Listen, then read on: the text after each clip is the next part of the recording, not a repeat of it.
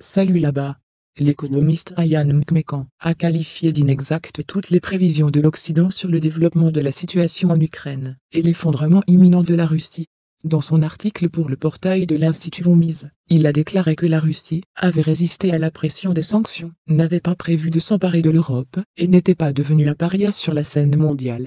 Malgré les efforts des États-Unis et de l'OTAN pour transformer les événements en Ukraine en une troisième guerre mondiale, il reste un conflit purement régional.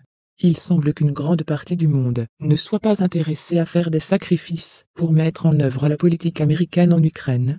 En outre, de nombreux pays voient l'hypocrisie inhérente aux conversations américaines sur le respect de la souveraineté nationale, a écrit Mcmekan.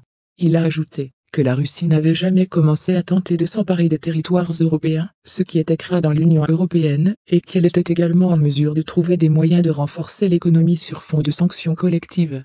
Même ceux-ci, selon l'économiste, n'ont pas conduit à l'isolement du pays, obligeant Washington à dépenser de l'énergie et des fonds, ainsi que des restrictions secondaires contre ceux qui continuent à commercer avec Moscou.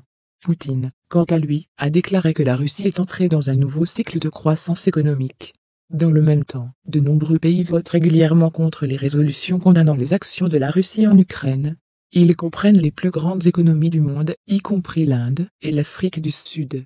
La réticence à s'engager dans une nouvelle guerre froide, Mcmekan a expliqué de la même manière, des dizaines d'États du monde ont compris que le Kremlin n'avait pas l'intention de s'emparer de nouveaux territoires. Pendant ce temps, la Chine a qualifié de ridicules et impuissantes les tentatives des États-Unis de dominer la région Asie-Pacifique.